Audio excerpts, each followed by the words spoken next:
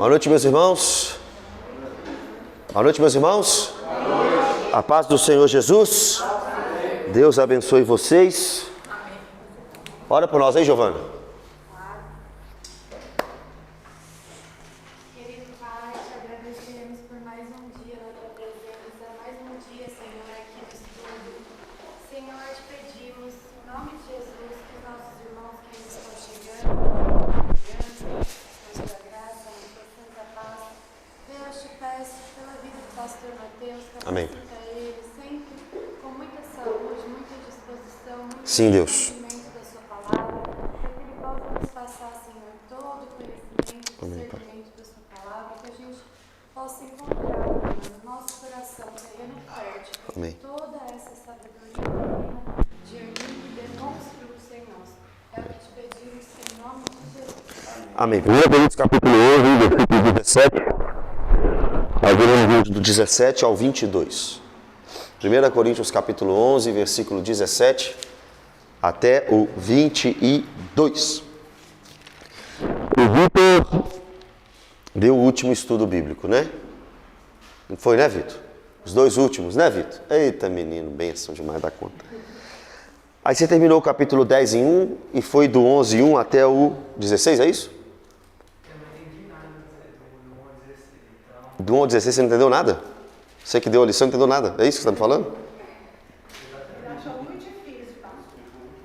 Não, entendi, mas explicou? Explicou bem? Vocês estavam aqui? Estudou bem? Eu não vou voltar. Eu confio nele.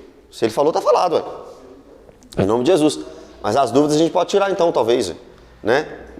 Você pode conversar comigo ou com alguém, a gente pode falar sobre isso. Mas então, nós chegamos a partir agora do versículo 17. Por que eu estou perguntando isso? Porque agora muda o tema, muda o assunto. Porque o Vitor, ele no capítulo 11, ele defendeu aqui uma tese de Paulo. A tese de Paulo é: Cristo e o Pai têm a mesma importância, só que funções diferentes. Por que Paulo explica no capítulo 11, principalmente a partir do versículo 2 aqui na nossa divisão, né? Até o 16, que o Cristo e o Pai são iguais em importância, mas funções diferentes? Porque o homem e a mulher é a mesma coisa. O marido e a esposa têm a mesma importância, mas funções diferentes.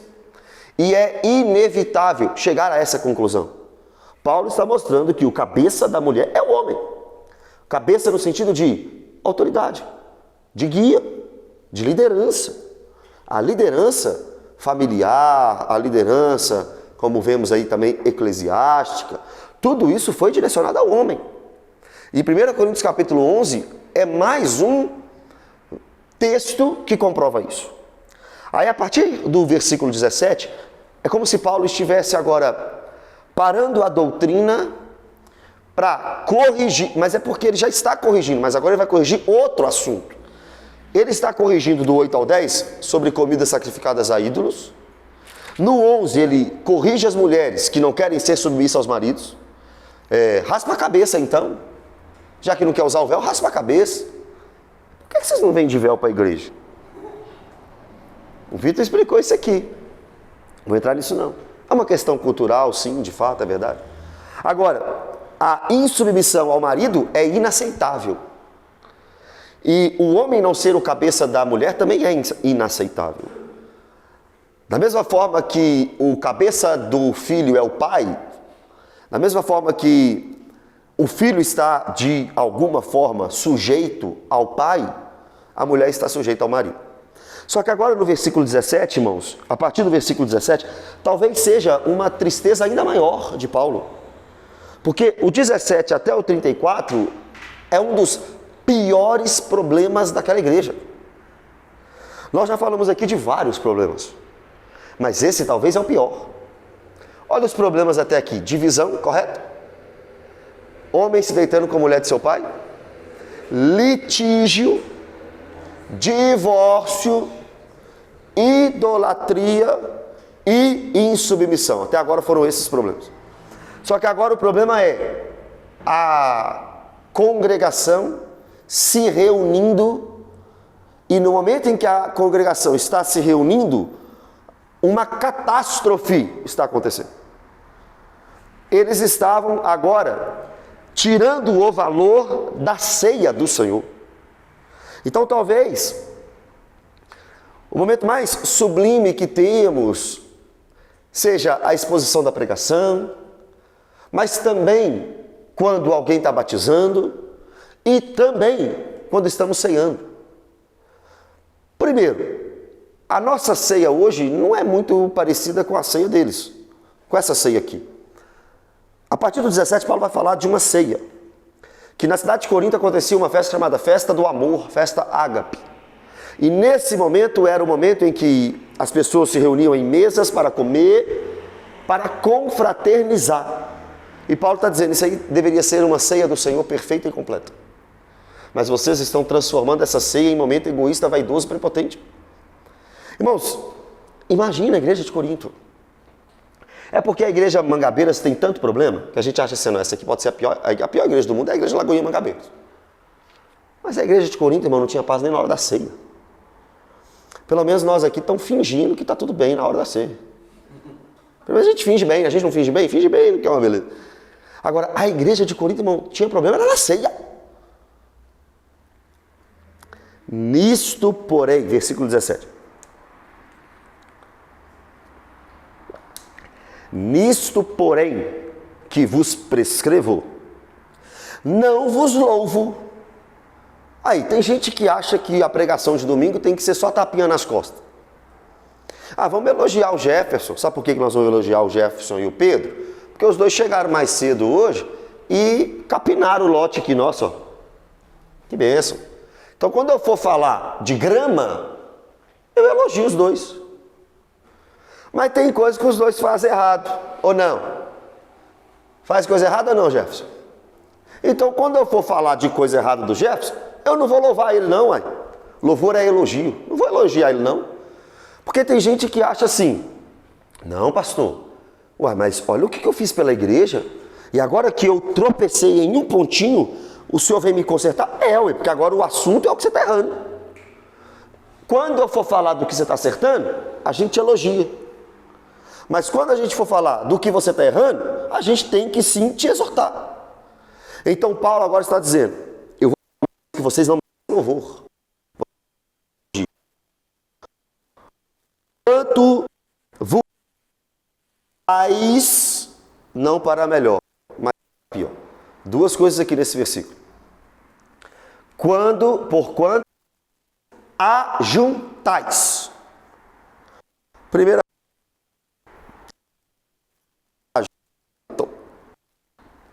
Ajuntamento é congregar, estar junto. Não existe desigrejado, irmão. Certo. Só existe desigrejado. Porque quem não quer congregar está dizendo, eu não vou juntar. Eu não vou estar perto do irmão. Eu não preciso de igreja. Eu sou a igreja. Já ouviu esse discurso? Eu não preciso de igreja, eu sou a igreja. Primeiro, você não é igreja. Ninguém aqui é igreja. Nós somos igreja. Você sozinho é um membro. Paulo deixa isso muito claro. Você sozinho é um membro. Nós somos igreja. E quem é igreja quer se ajuntar. Olha que coisa maravilhosa isso aqui hoje. Nós estamos o quê? Ajuntados. Nós estamos congregando. Esse é o princípio da palavra igreja. A palavra eclésia vem de congregação, significa Assembleia dos Santos, reunião. Aqueles que foram chamados para fora das suas casas para estarem juntos. Isso é igreja. Porque tem gente que só pega esse último conceito que eu falei. Igreja é chamado para fora. Opa, não é só isso não. Igreja é a Assembleia dos Santos. Aqueles que foram chamados para fora de suas casas. Ou seja, traduzindo, aqueles que foram chamados para estar junto. Isso é igreja. Eu estou cansado de ouvir gente falando, não, igreja é chamado para fora. Isso é uma meia verdade. Meia verdade. Assembleia dos Santos é um dos significados da palavra eclésia. Assembleia, reunião. Então nós fomos chamados para reunir. Mandei mensagem hoje para um monte de gente. Estou esperando você lá no estudo bíblico. Uns responderam assim, com certeza, se Deus permitir. Outros disseram assim, Vou tentar. Outros responderam assim, se der eu vou. Outros nem responderam. Mas é assim mesmo. Vida de pastor é ficar no vácuo, é não ser respondido, tá normal, já estou acostumado. Agora, escuta, quem está aqui está ajuntado. Domingo nós temos o ajuntamento maior. Mas, irmãos, presta atenção nisso aqui. Eu não vejo diferença em importância nenhuma para o ajuntamento de quarta para o de domingo. Muito pelo contrário, às vezes nós até idolatramos o domingo. E falamos que existe o domingo como dia do Senhor. Eu não concordo com isso em hipótese alguma. Eu não vejo o domingo como dia do Senhor. Isso não está na Bíblia. Isso é uma concepção teológica, tradicional. Isso não é escritura sagrada. Ah, mas João estava na ilha de Patmos no dia do Senhor. A expressão está ali, dia do Senhor mesmo, na ilha de Patmos. Mas quem disse para você que dia do Senhor ali é domingo? Ah, não, é porque no primeiro século se costumava dizer assim, eu não sou guiado por tradição, eu sou guiado pela Bíblia. Dia do Senhor na Bíblia é sábado. É o sábado. Mas hoje nós não guardamos um dia apenas, porque o Senhor Jesus é o nosso sábado. Então eu não entendo que dia do Senhor é domingo. E que o culto de domingo... Talvez o culto de domingo seja mais importante se você quiser falar que tem mais pessoas na igreja. Aí eu entendo. Mas falar que o dia do domingo é mais sagrado, isso não existe. Então, se segunda-feira os irmãos estão reunidos lá no GC do Vitor, a igreja está reunida. Se terça-feira nós estamos reunidos online, apesar de não ter reunião online na Bíblia, por motivos óbvios, mas a igreja está reunida. Estudo bíblico, a igreja está reunida. Quinta-feira nós temos 2 GCs, a igreja está reunida. Sexta-feira nós temos um GC, a igreja está reunida. Sábado nós temos outro GC, a igreja está reunida. Aí, domingo, a igreja reúne 2 vezes também. Então isso aqui, isso aqui é reunião, irmão. Isso aqui é ajuntamento. Nós estamos aqui em um momento solene ao Senhor Deus. Só que, olha, aí ele fala da igreja de Corinto. Mas vocês estão ajuntados não para melhor, e sim para pior. Essa palavra pior aqui é algo perverso. Irmãos, imagina aquela igreja reunida para algo perverso. Paulo está dizendo, vocês estão ajuntados, mas vocês não estão ajuntados para algo que vai edificar. Vocês não estão ajuntados para algo bom. Vocês estão ajuntados para algo perverso. Para fazer algo mal, algo ruim. E aí, meus irmãos, acaba aquela frasezinha que eu não aguento mais também. Não, o Senhor aceita todos os tipos de culto. Não, se a gente está ali em nome de Jesus, vale tudo, cada um tem seu jeito. Opa, Paulo está dizendo assim, vocês estão ajuntados aí, mas é para coisa ruim. Nos profetas, Jesus falou assim, o culto de vocês me dá nojo. Deus falou. O culto de vocês me dá nojo. Então não é só reunir não, irmão. É reunir com a motivação certa. É reunir de acordo com a palavra. Pastor, no culto vale tudo, né? Nós estamos ali fazendo para Jesus? Não, não vale tudo não. No culto só vale aquilo que está prescrito na Bíblia. Por isso que a irmã Esther vem assim, pastor, eu estou querendo fazer um negocinho lá no culto. Aí eu vou perguntar para a irmã Esther assim, ô irmã Esther, que bênção, está na Bíblia? A irmã vai falar assim, não, está não. Então talvez a gente não vai fazer não. Aí vem o Jonas, calma pastor. Quem fala isso comigo o dia inteiro, calma pastor. Pastor, eu quero fazer isso aqui no culto. Está na Bíblia? Está na Bíblia. Ah, então a gente pode fazer. O que é que tem que ter em um culto? Em uma reunião? Louvor. Exposição da palavra. Sabia que pode ter profecia no culto? Pode ter até língua no culto. Nós vamos falar no capítulo 12 o que é língua, o que é dom de língua. Pode ter até dom de língua no culto, mas que haja intérprete. E que seja 2, no máximo 3. Então imagina, não pastor, mas deixa Deus agir no culto. Eu estou deixando Deus agir no culto. Ele está agindo tanto que ele está sendo obedecido. Porque tem princípios no culto. Não pastor, mas a gente quer falar em língua todo mundo ao mesmo tempo no culto. Não, não pode. Por que não pode? Você está limitando o Espírito, pastor? Não, nós vamos chegar lá ainda. 1 Coríntios 14 não deixa isso acontecer. 1 Coríntios 14 diz, não pode ser assim. Então, é possível que a gente se ajunte para fazer coisas só para nós. Lembra da música? Cantamos. Não, como é que é? Fazemos campanhas para nós mesmos. Eventos para nós mesmos. Lembra da música Evangelho de Fariseus? Ah, um evangelho de fariseus. Talvez a gente está aqui só por nós mesmos. Só para nós mesmos. Paulo está dizendo, vocês estão ajuntados, vocês estão reunidos, mas para fazer algo perverso. Que igreja em sã consciência se reúne para fazer algo perverso? 18. Nós vamos chegar lá. Vamos devagarzinho. Porque, antes de tudo, estou informado haver divisões entre vós, quando vos reunis na igreja, e eu, em parte, acredito, creio. Agora eu sei por que Paulo está escrevendo isso. Paulo está escrevendo isso aqui inspirado pelo Espírito Santo de Deus, sim ou não? Sim. Só que a inspiração divina, irmãos, é o registro, ou seja, quando a gente fala que a Bíblia é inspirada, a gente está falando que a Bíblia é a palavra de Deus? Ok, estamos. Só que a gente está falando que só Deus fala na Bíblia? Não, não é isso não. A Bíblia ser a palavra de Deus significa que Deus inspirou o registro. O registro é inspirado. Agora, Satanás fala na Bíblia, homens falam na Bíblia, falsos profetas falam na Bíblia, animais falam na Bíblia, mas ela é a palavra de Deus. Por quê? Porque o Senhor inspirou homens para registrar tudo isso. Com a permissão de Deus e com a ordem de Deus, tudo foi registrado. Por que eu estou dizendo isso? Porque Paulo foi informado que havia divisões na igreja. Não foi um anjo que apareceu para ele, não. Nós já passamos por essa etapa. Quem informava a Paulo os problemas da igreja? Principalmente os problemas de divisões. Capítulo 1, versículo 11, mostra quem? Uma tal de Cloe. E a casa de Cloe contava para Paulo tudo que estava acontecendo na igreja. Eita, Cloe, fofoqueira. Não. Fofoqueiro é se eu contar para o Jonas o que o Wellington fez, mas o Jonas não pode resolver nada. Aí é fofoca. Mas se vai até um líder e fala assim, pastor, o Wellington tá assim, pastor, toma uma posição. Aí não é fofoca. Aí é tentar resolver o problema. Porque falou com quem pode resolver o problema. Agora, ficar de motim, conversaiada, um conversa com... Nós já passamos isso aqui já. Eu já tive que cortar as asinhas de alguns aqui já. Tá com problema. Aí fala para um, aí fala para outro, aí fala para outro. Não resolve, só piora. Chega para o líder da igreja e fala, então, o que está acontecendo? Isso é resolver problema. E o texto está dizendo que Paulo foi informado. A casa de Cloe estava caguetando.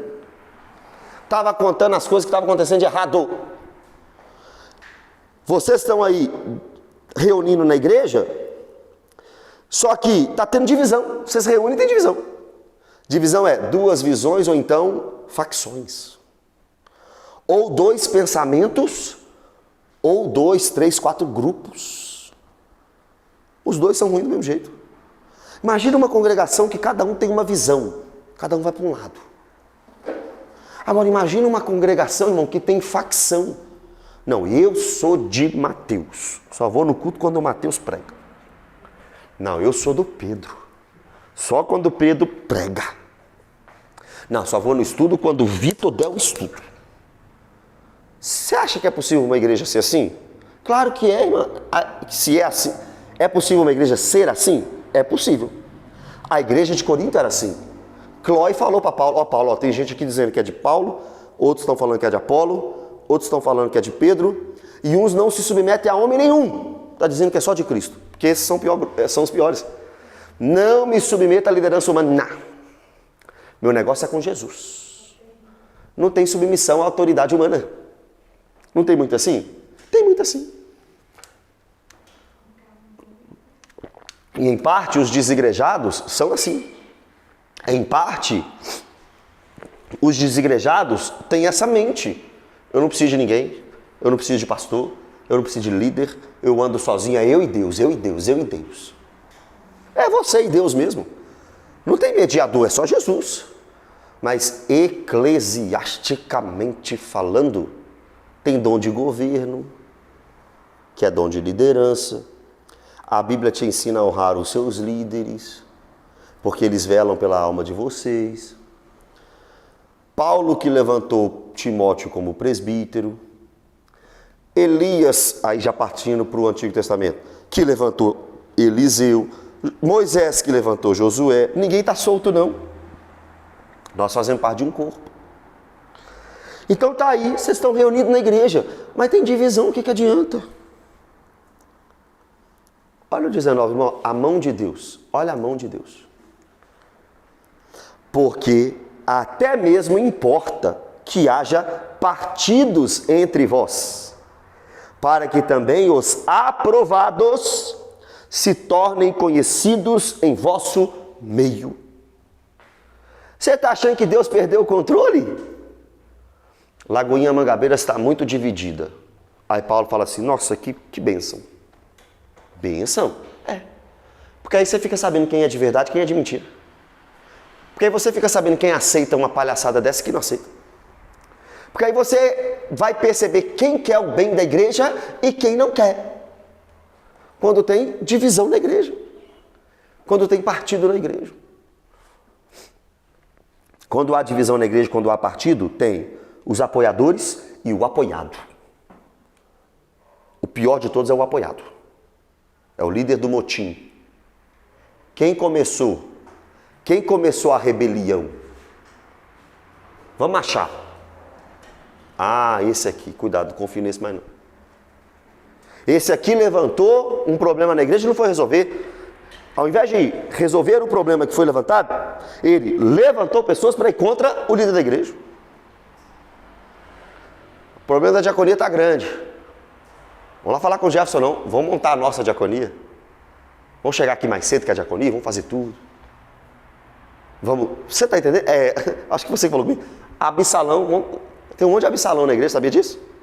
Tem Absalão na igreja. Que é o lugar de Davi.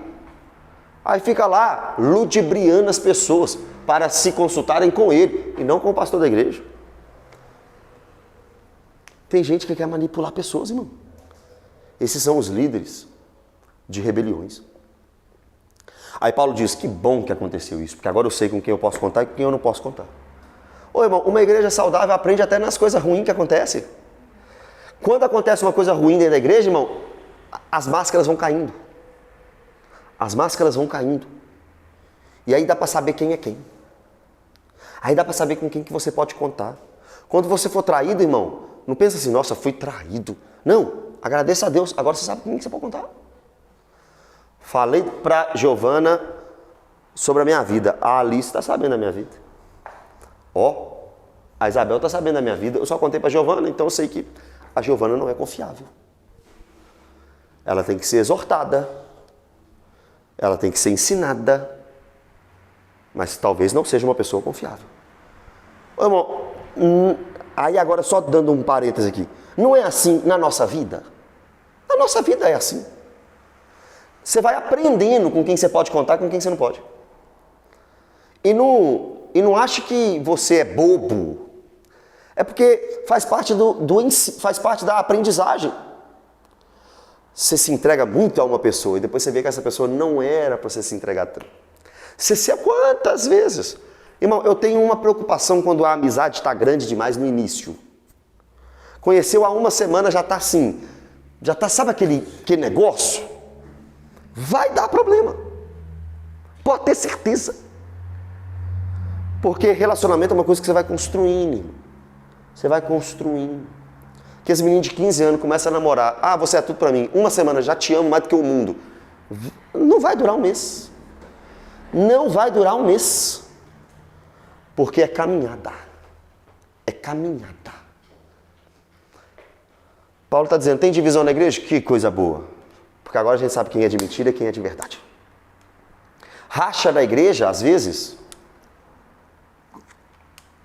gera isso. Voltando ao texto. Gera isso. Agora eu sei quem é de verdade. Então até agora Paulo está mostrando que ele sabe o que está acontecendo. Ele sabe. Porque tem gente que acha que pastor não sabe, que líder não sabe. Sabe. Chega. Aí agora a partir do 20, ele vem com o problema. Antes de falar o problema, ele está falando primeiro que a reunião da igreja não está agradando a Deus. Ele está falando que a igreja está dividida e que ele está sabendo. E que é bom que aconteça isso. Aí a gente fica daqui assim, Paulo, o que você está sabendo? O que você está sabendo, Paulo, que a gente está fazendo? vai vir uma bordoada aí, porque ele já preparou a massa, a carne. Agora ele vai vir com a paulada. Olha o problema da igreja.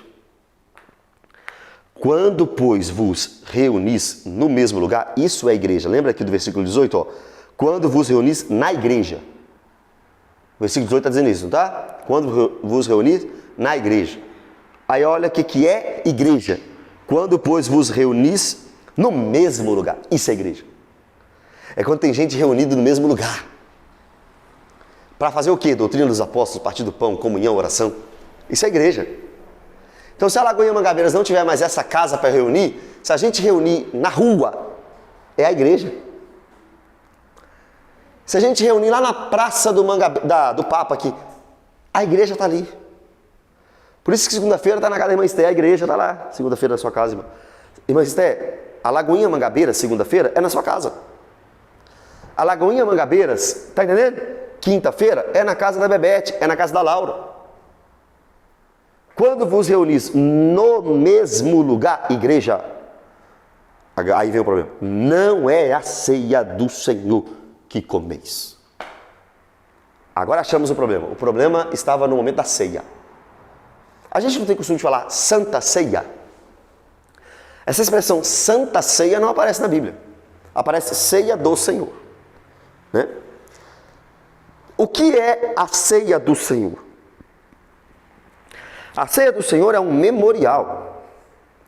É um mandamento. Jesus, na sua última quinta-feira de vida, celebrando a Páscoa judaica, transforma o sentido da Páscoa. Porque como é que o judeu comemorava a Páscoa? Com pães asmos, com cordeiro assado e com ervas amargas. Tudo isso era um memorial para lembrar que Israel tinha sido liberto do Egito e protegido da 10ª praga. Aí eles cantavam louvores, tomavam 3 taças de vinho, faziam um monte de ritual. Quando Jesus está tomando do vinho, ele diz, esse aqui é o meu cálice. Um dos vinhos, ele está dizendo, esse aqui é o meu sangue. Quando ele está pegando o pão, ele está dizendo, esse é o pão que é o meu corpo que é entregue por vós. Então, olha o que Jesus está fazendo. Ele está transicionando claramente a Páscoa para a ceia. Tem judeu aqui? Tem judeu aqui? Tem judeu que não. Mas na Páscoa, muito cristão vira judeu. Eu nunca vi isso. Quer comemorar a libertação do Egito. Você nunca foi no Egito, criatura. Quer comemorar isso? A Páscoa para o cristão não é saída de Egito. A Páscoa do cristão é o corpo e o sangue de Jesus que foram entregues em nosso favor.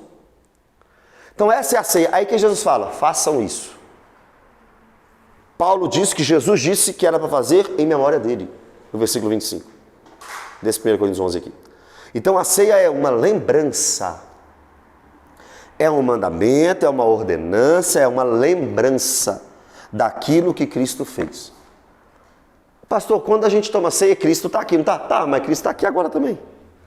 Cristo está em todo lugar, em todo momento. Então Cristo não se faz presente na ceia, na igreja, só na ceia. Cristo se faz presente em todo momento. Ele está aqui para ser cultuado e adorado. Ah, mas a presença de Deus na ceia é mais forte? Vocês tiraram isso de onde? De qual versículo bíblico? Quando a gente se reúne, a gente ceia para lembrar daquilo que ele fez. Ah, mas aí gera mais comoção. Ah, não, aí talvez sim. Ah, não, mas aí a pessoa chora mais. Ah, não, aí tudo bem. Ah, não, mas a pessoa se sente reanimada. Tudo bem, aí tudo bem. Mas falar que a presença de Jesus é mais forte na ceia, nós não temos respaldo bíblico para isso. Por que eu estou dizendo isso? Porque isso tira a ideia de sacramento. Tem gente que entende que a ceia é um sacramento. O que é sacramento? Um meio de graça. Na Igreja Católica nós temos 7 sacramentos. Alguns teólogos reformados dizem, protestantes, dizem que nós temos 2 sacramentos, batismo e ceia. Mas na minha visão bíblica, eu estou falando da visão bíblica do pastor de vocês, batismo e ceia não passa de símbolos. Símbolos, não sacramentos. Porque o que transmite graça, por exemplo, o que é a ceia? É uma memória de algo, é um símbolo de algo, do que Cristo fez na cruz. O que Cristo fez na cruz transmite graça. O que é o batismo? Nós teremos 2 domingos de batismo agora, graças a Deus por isso. Dia 23 e dia 30 tem batismo aqui, no culto das 10. O que é batismo? É um símbolo do que aconteceu dentro. Eu arrependo e eu creio em Jesus, então eu batizo. O que transmitiu graça? A minha fé em Jesus. E o batismo? É só um símbolo. Quem crê e for batizado será salvo. É um mandamento, tem que batizar. Tem que batizar. Se você não é batizado, você está pecando. Tem que batizar. Mas vamos supor que uma pessoa morre sem batismo. Ela é salva ou não? Se ela for acreditar em Jesus como sendo o seu Salvador, se arrepender dos seus pecados. Aí nós temos um exemplo, né? O exemplo que eu vou dar não é a doutrina é o batismo, tá? Mas nós temos o ladrão que não foi batizado, não é isso? Todo mundo usa esse texto? O ladrão não foi batizado, então não precisa batizar, não. O ladrão não foi batizado e não teve a oportunidade de batizar. É assim que a gente explica. Agora, todo que crê tem que batizar. Não para ser salvo, mas para cumprir a justiça, para cumprir o mandamento. Porque agora, de forma externa, eu publico o que aconteceu comigo no interno. Se eu fui salvo e crio em Jesus, agora eu batizo. Se eu creio no sacrifício de Jesus e estou reunido como igreja, eu quero lembrar da morte de Jesus. O que eu faço? Ceia. Eu quero dizer que eu estou com os meus irmãos até a vinda de Jesus. O que eu faço? Ceia. Ceia. É um momento para lembrá-los. Na pregação a gente lembra, no GC a gente lembra, em todo lugar a gente lembra. E alguns perguntam, né, quantas vezes deve ter a ceia na igreja? Alguns devem dizer assim, uma vez por ano. Por que uma vez por ano? Porque o judeu comemorava a Páscoa uma vez por ano. Uma vez por mês. Por quê? Não tem porquê. Uma vez por semana. Não tem. Não tem na Bíblia a periodicidade. Isso aí. Isso aí. Não tem. Não tem assim, sei de um em um mês. Não tem isso. Tradicionalmente nós fazemos isso. Mas na minha visão bíblica a gente pode cear em todo momento. Porque é para lembrar dele. É para estar junto lembrando dele. Qual a proibição? Podia ter ceia em todo o estudo, podia ter ceia em todo o GC, podia ter ceia em todo... Vai banalizar. Vai banalizar por quê? Uai, o culto ao Senhor, então também vai ser banalizado se for 3 cultos por semana que tem na igreja. O solene culto ao Senhor não pode ser muito, senão vai banalizar. Essa desculpa não vale. Não vale. Senão a gente vai ter um estudo bíblico por mês só, senão vai banalizar. A gente vai ler a Bíblia só uma vez por semana, senão vai banalizar. Essa desculpa não serve. A gente faz tradicionalmente uma vez por mês. Por quê? Está errado também? Também não está errado, porque não tem a ordem. Não tem uma ordem. Faça uma vez só. Faça 2 vezes. Não tem essa ordem. Então se você faz uma vez por mês ou toda semana, não há problema. A ordem é quando vos reunir. A ordem é quando vos reunires. Exatamente. A ordem é quando vos reunires. Inclusive, você tocou nesse assunto de 3 cultos na semana. Estamos aguardando o culto fé da Lagoinha Mangabeiras às terças. Nós não temos. Nós temos estudo bíblico, quarta e 2 cultos no domingo. 21. Aí vem o problema. Olha, eu gosto que a gente vai fazendo os estudos construindo o que Paulo está falando. Primeiro ele disse, tem coisa aí que não é para louvar. Vocês estão juntando para pior. Aí ele diz, é porque vocês estão com divisão. Aí ele diz, mas ainda bem que tem divisão. Aí ele fala, o problema está na ceia. Aí ele fala, agora esse é o problema. Onde o problema está? Na ceia. Qual o problema? 21. Porque ao comerdes, cada um toma antecipadamente a sua própria ceia. E há quem tenha fome, ao passo que há também quem se embriague. Olha a igreja, irmão, na ceia. Olha a igreja de Corinto na ceia. Pastor, quero sair da igreja de Mangabeiras. Ô, meu irmão, por quê? A senhora já viu algum embriagado aqui no momento da ceia? Não. Irmão, tem igreja muito pior do que a nossa, do que a do outro, que a do outro, que a do outro. A de Corinto é uma... A de Laodiceia, da 7 do Apocalipse, era pior. E Jesus, para a pior igreja, disse, eu te amo. Eu repreendo quantos amo. Para a pior igreja, ele diz, estou à porta e bato. A pior igreja. Ele chamou aquela igreja de miserável, pobre, cega e nua. Aí ele volta a palavra para a igreja e diz, eis que estou à porta e bato. Igreja, irmão. Ele não está falando isso aqui para ímpio, ele está falando para a igreja. Tem igreja que tem um monte de problema, irmão. Tem, mas é a igreja. A gente fala dos problemas, a gente corrige a igreja, mas a gente não desiste da igreja, porque é a igreja do Senhor. Nós vamos fazer o quê? Você prefere estar aqui quarta-feira ou ir para o boteco? Ah, no boteco lá não tem problema não, né? No boteco da esquina sua lá não tem problema não.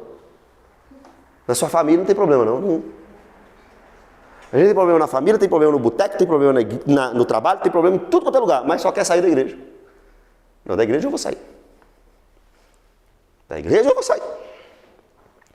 Irmão, o pessoal tava, é porque aqui era uma festa. E não era esse momentinho que a gente teve, vem cear, o mestre chama, vem cear. Não, era um momento de comida, de mesa. Só que o que estava acontecendo nessa festa? Que Paulo está chamando aquela festa ágape, festa do amor em Corinto, de ceia do Senhor. Olha o que Paulo está dizendo.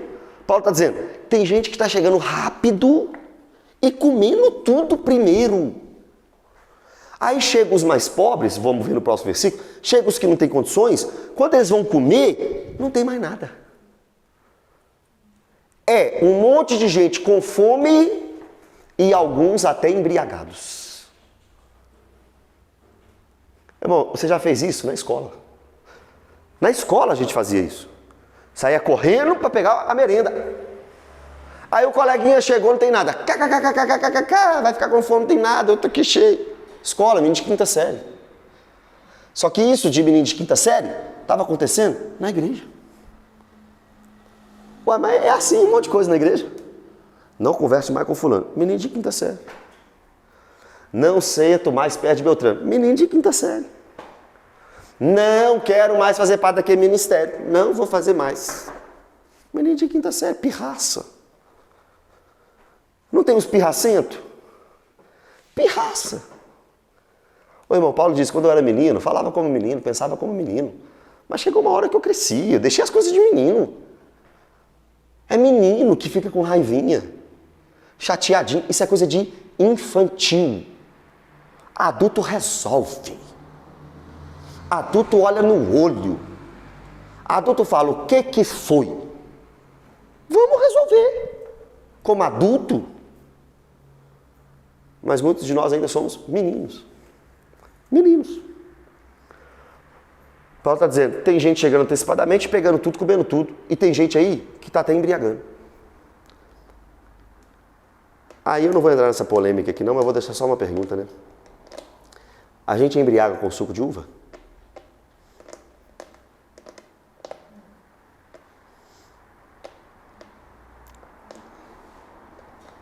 Tinha vinho alcoólico lá na ceia. Eu sou abstêmio. Abstêmio? Ou abstêmico? Abstêmio. Eu sou abstêmio. Eu não tomo e não indico ninguém a tomar nada. Eu não bebo álcool. Mas o pecado está na embriaguez. Mas a linha é muito tênue. Qual é a sua embriaguez? Quanto você pode, quanto você não pode? Para fugir do mal, evite tudo. Eu não tomo. Mas Paulo está dizendo que a gente está embriagado. E você não embriaga com suco de uva. A gente não é um... E a gente podia até falar da palavra grega, em Mateus 26, do vinho de Jesus. Acho que é oinos, é isso mesmo, oinos. Que é a mesma palavra quando Paulo diz, não vos embriagueis com vinho, oinos. É um debate essa questão de bebida alcoólica, né?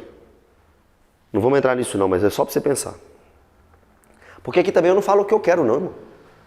A gente tem que explicar o que está na Bíblia.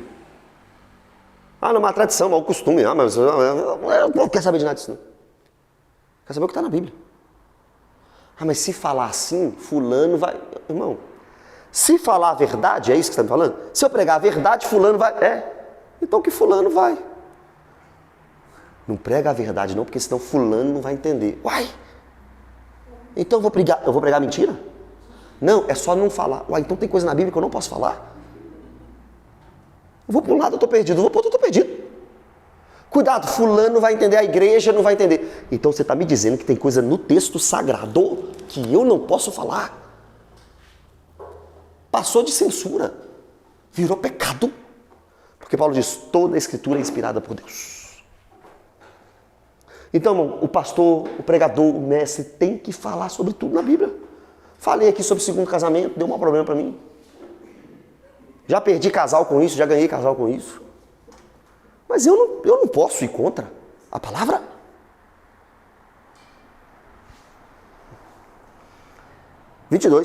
A gente encerra no 22.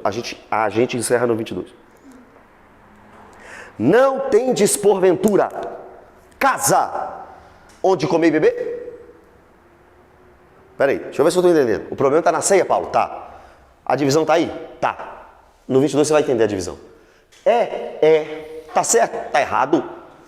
Aí Paulo fala assim, vocês estão fazendo isso tudo aí quando vocês se reúnem, né? Fique em casa. Aí eu gosto do fique em casa. Você lembra do fique em casa na pandemia? Esse eu não gostei não.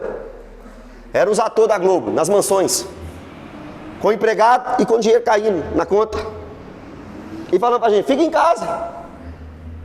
Aí eu olho para meus boletos, como é que eu fico em casa? E os atores da Globo mandando você ficar em casa. Eles estavam passando dificuldade lá em casa? Mas a gente vai ficar em casa pra você ver. Passou uma dúvida, a gente participava do ministério e lá eles condicionavam participar da ceia, tinha que ser Batizado. O que eu acho disso? Eu não vejo obrigatoriedade bíblica para ser batizado para participar da ceia. Eu não vejo. Agora, por que você não quer ser batizado? É um ponto também. Se não quer ser batizado, por quê? Se você crer, você tem que batizar. Agora, não, batiza daqui 2 meses. Você creu no Senhor Jesus, você é a igreja? Tem que sentar à mesa. Na ordem da ceia, Paulo diz, examine o homem a si mesmo. E se discernir o corpo, coma. Se não discernir o corpo, não coma. Se eu tiver com um problema com a igreja, se eu não congregar, se eu não estiver em comunhão, não coma. Mas se eu tenho isso, está vendo o critério para a ceia? É discernir o corpo. Como é que eu posso colocar outro critério? Ah, não, mas é porque os discípulos eram batizados. E Jesus, em Mateus 26, fez a ceia para batizado. Opa, inferência? Inferência. A ordem para o batismo está em 1 Coríntios 11. É discernir o corpo. É ser crente. Se o ímpio chega aqui, nem o ímpio eu vou impedir. Se ele, eu aviso. Se ele comer, ele está comendo indignamente para a condenação dele. Está errado. Mas eu não vou lá tirar a ceia dele, não. Mas está fazendo errado. E vai ser cobrado. Agora, se você é do corpo de Cristo e não batizou ainda, você pode tomar ceia. Agora, tem que batizar. Não há... Eu sempre falo aqui, tem irmãos aqui que congregam aqui, que falam comigo que não querem batizar.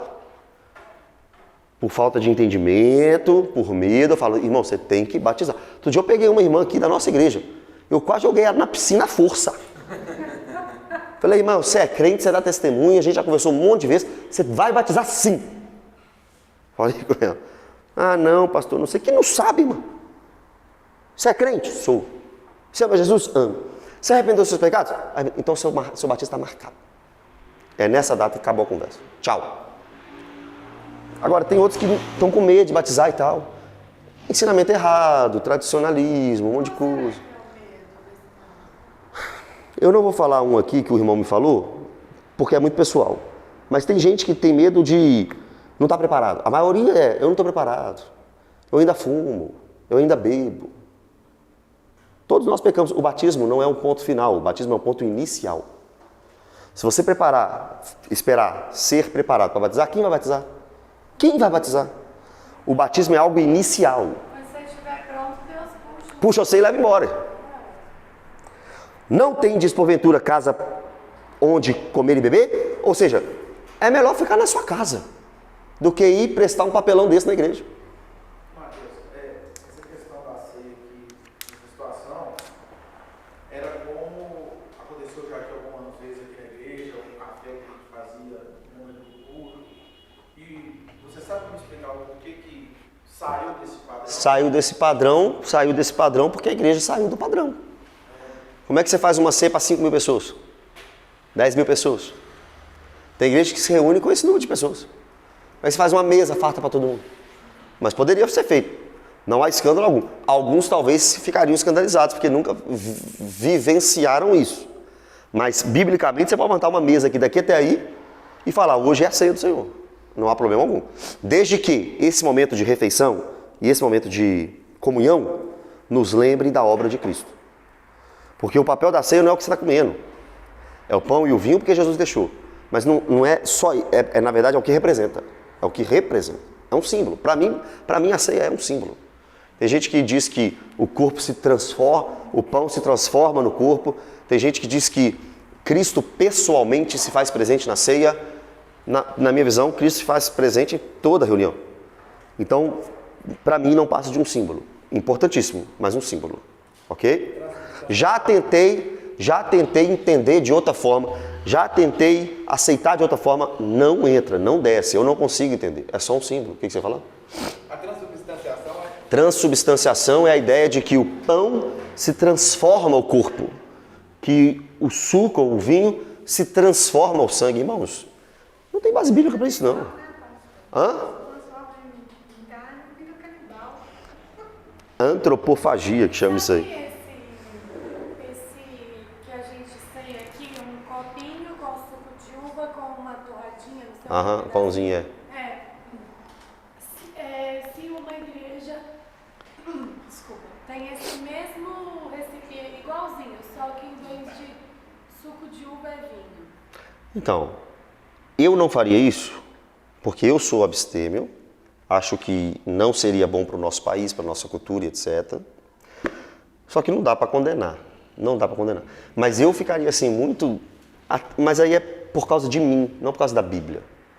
Eu ficaria assim, ó, nossa, poderia ser diferente. Aí você me pergunta assim, por causa de quê, Mateus? Eu falo, por causa da minha cabeça. A Igreja Católica Romana, por exemplo, só participou do corpo, só participa do corpo. Da hóstia, né? O pãozinho, né? Especiais. Tipo assim, Páscoa, Natal. Aham. 22, vamos lá. Não tem porventura casas onde comer ou beber? Irmão, eu queria que isso aqui ficasse fixado na sua cabeça, que Paulo está dizendo assim, é melhor você ficar em casa então. Do que vir para cá por motivo egoísta. Irmão, não, eu estou indo para a igreja, mas talvez está indo para a igreja por motivo egoísta, é melhor ficar em casa. Ou menosprezais a igreja de Deus e envergonhais os que nada têm? Tá vendo a divisão? A divisão era entre os que têm e entre os que nada têm. O rico tá lá, ou a mesa do rico é uma beleza. Mas na igreja também tem pobre.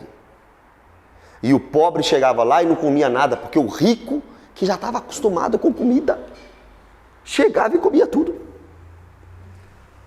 Ô irmão, você já viu banquete para rico e para pobre? Quem voa nas coisas primeiro? O pobre. Não está acostumado? Tinha os banquetes lá de curso. Eu não estou. Eu não estou falando. Eu não estou falando que é em todo caso. Eu não estou falando que é em todo caso. Entenda o contexto. Faz uma festinha. Faz uma festinha. E põe lá tudo do bom e do melhor. Escuta. O comum é o pobre. Nossa, que legal, não tem isso aqui não. Vou comer. Só que aqui está acontecendo o que a Denise está falando. Aqui é o rico que está desesperado indo lá. Então Paulo está dizendo assim, vocês têm costume disso e na hora de reunir com o pobre, vocês não valorizam o pobre. Vocês vão na frente e aí olha o que ele fala, vocês menosprezam a igreja. Por que menosprezam a igreja? Primeiro, porque fere a doutrina. Aí depois você lê lá, Atos 2, 42 a 47, depois você lê. Atos 2, 42 a 47. Todos tinham tudo em comum. Nenhum necessitado havia. Isso é Atos 4. Nenhum necessitado havia. Aqueles ferem a doutrina e também ferem o corpo, as pessoas. Eles erravam duas vezes. Erravam porque feriam a doutrina e erravam porque feriam as pessoas. Ô irmão, que proveito tem? Que proveito tem uma mesa daqui até no Marcelo, cheia de coisa, E 50% da igreja sair com fome. E 50% satisfeito. Que proveito tem? Por isso que Paulo está dizendo, não tem louvor. A igreja está dividida entre os ricos e os pobres. Dividida em quem come primeiro e quem come depois. E quem não come. Quem chega primeiro e quem chega depois. A igreja está dividida. Está dividida no líder. Sou de Paulo, sou de Pedro, sou de Apolo. E está dividida nas ações diárias. Não tem preocupação um com o outro. É isso que Paulo está dizendo. Ninguém preocupa com ninguém. Entende? Agora, a partir do 23, Paulo vai explicar como se deve fazer. Então, hoje foi como não se deve fazer. E aí, semana que vem, como se deve fazer. A partir do versículo 23. Ok? E aí, no capítulo 12, que deve ser a outra, a gente entra então na questão dos dons espirituais. E aí a gente fica conversando sobre dons espirituais aqui até o final do capítulo 14. E vai ser bom porque a gente vai chegar no 26 do capítulo 14 e a gente vai ver sobre a ordem no culto. Ordem e decência. É aquilo que a gente sempre fala aqui, né? Pode tudo no culto? Não pode tudo no culto. O culto racional. Pode tudo no culto? Não pode. Deus agrada de qualquer culto? Não. Eu posso vir com a melhor das minhas intenções para fazer algo no culto? Não. Tem que estar prescrito. Ok?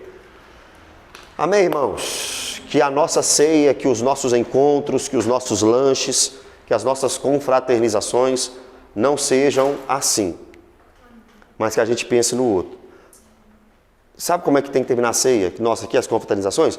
Cheio da última coxinha, o último pastelzinho, Por quê? Porque ninguém foi, nossa, só falta um, vou deixar para o meu irmão. Imagina isso. Nossa, só falta um pãozinho, vou deixar para o Jonas. Aí o Jonas deixa para mim, aí eu deixo para a Denise, aí a Denise deixa para a Solange. Aí, imagina, ia ser uma bênção, né? Quem sabe um dia a gente converte, né? Quem sabe um dia a gente converte. Eu estou pensando em pregar isso aqui no culto. Todo estudo bíblico eu falo isso. E no dia de ser. Boa. Na próxima ceia eu vou pregar esse texto. Vem pra cá, irmão. Vamos orar?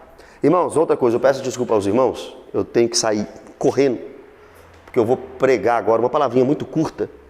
Uma gravação de um irmãozinho lá da sede que está fazendo um vídeo de uma música dele. Aí ele pediu para ele ir lá dar uma palavra. É aqui no Santa Efigênia. Então eu vou correndo para lá. Só para dar essa palavra. Mas domingo a gente está aqui firme aqui em nome de Jesus. Amém? Vamos orar? Ora por nós aí, Wellington.